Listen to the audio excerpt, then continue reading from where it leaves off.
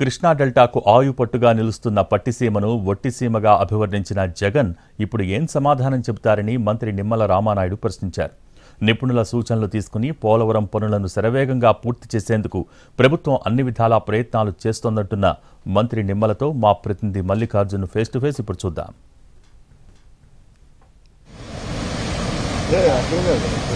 రైతులకు సాగునీరును అందించేందుకు అన్ని ఏర్పాట్లను ఏపీ ప్రభుత్వం చేస్తుంది. ఇందులో భాగంగా సాగునీరు అందించేందుకు ఇప్పటికే పట్టిసీమ ద్వారా నీటిని మంత్రి నిమ్మల రామానాయుడు విడుదల చేశారు. సార్, ఇప్పటికీ వట్టిసీమ అంటూ ప్రతిపక్ష నాయకులు గతంలో ఇంతకు ముందు చేశారు, చాలా కామెంట్స్ చేశారు. ఇప్పుడు అదే పట్టిసీమ ద్వారా మీరు నీరు విడుదల చేశారు. ఏ రకంగా ఒక రైతు బిడ్డగా ఏ రకంగా ఫీల్ అవుతుంది?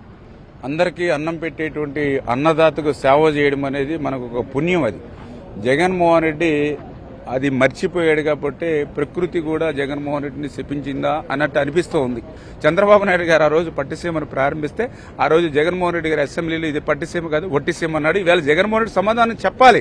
ఎందుకంటే మేము లాస్ట్ 4 years లో 300 TMCలు నీరిచ్చి 30-40 లక్షల ఎకరాలకు అక్కడ సాగునీరు ఇవ్వడం కాదు, త్రాగునీరు కూడా ఇప్పుడు కూడా జగన్మోహన్ రెడ్డి సమాధానం చెప్పాలి. ఇప్పుడు ఏదైతే కృష్ణా డెల్టాకు సంబంధించి ఇవాళ డ్రింకింగ్ వాటర్ లేక వాళ్ళందరూ కూడా దాహార్తిని తీర్చమని అడుగుతూ ఉన్నారు. నిజంగా ఈ పట్టిసీమ లేకపోతే ఈవేళ కృష్ణా ప్రజలు వలస వెళ్లేటువంటి పరిస్థితి వచ్చేది.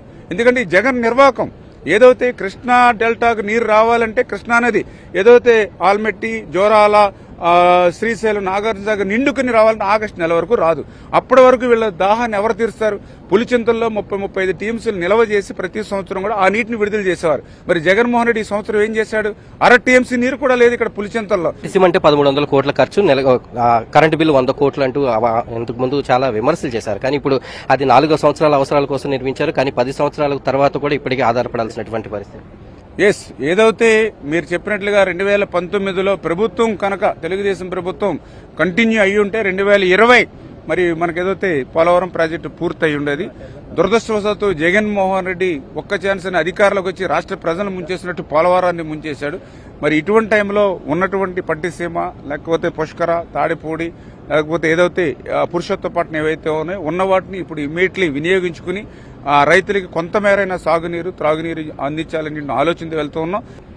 పట్టిసీమ కాదు ఒట్టిసీమ అంటూ అనేక ప్రతిపక్షాలు ఇప్పటి వరకు కామెంట్స్ చేస్తూ వచ్చాయి. కానీ అదే పట్టిసీమ లేకపోతే ఈ రోజు కృష్ణా డెల్టా మనుగడ చాలా కష్టంగా ఉండేది, రైతులు చాలా ఇబ్బందులు పడేవారు అంటూ మంత్రి నిమ్మల రామానాయుడు స్పష్టం చేస్తున్నారు. అలాగే పోలవరం ప్రాజెక్టుకు సంబంధించి ఇంకా దానిపైన స్టడీ చేస్తూ అంతర్జాతీయ నిపుణులు దానిపైన ఇంకా కూలంకుషంగా పనిచేస్తున్నారు.